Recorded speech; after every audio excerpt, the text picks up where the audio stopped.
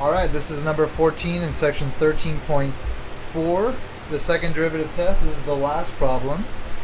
Y equals negative x cubed plus 3x squared plus 9x minus 2. Let's factor this puppy.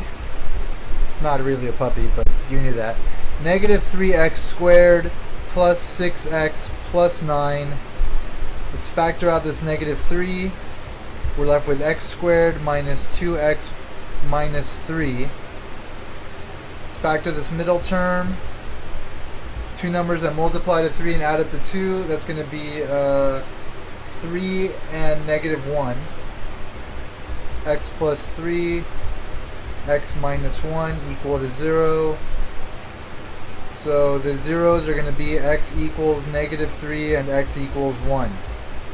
Let's evaluate. Let's get the second derivative. Second derivative is going to be negative 6x plus 6.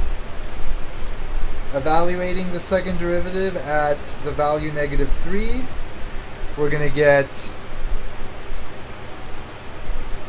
18 plus 6, so that's going to be positive. So it's concave up at that value, which means we have a relative minimum.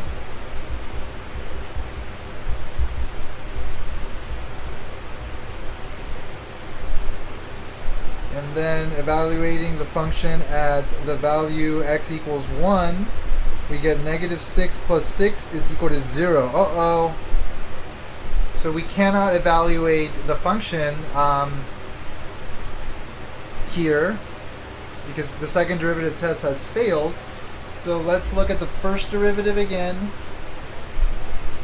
and evaluate it between, let me see, so negative 3 to 1. So we need to look to the left and to the right of it. So we need to look at the interval. Let's do it up here.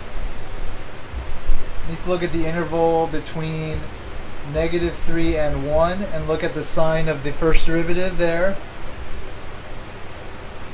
And then look at the interval from 1 to infinity. We have three components. We have the negative 3, that's always going to give us a negative. We have x plus 3. And we have x minus 1. And that'll give us a value for the derivative and tell us what the function is doing, whether it's increasing or decreasing. Alright, so plugging in, let's plug in 0 here. That's going to give us a positive here and a negative there. A positive times a negative is a positive. And so that means it's going to be increasing to the left of 1. Again, we have from 1 to infinity, so let's plug in 2. 2 plus 3 is positive. 2 minus 1 is positive. Positive times a negative is going to give us a negative. That means the function is decreasing. And so 1 is going to be a relative maximum.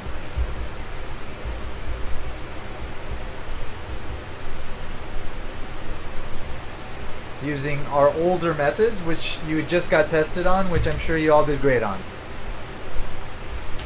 And we are done with this section, folks. I hope you enjoyed the second derivative test as much as I enjoyed teaching it to you.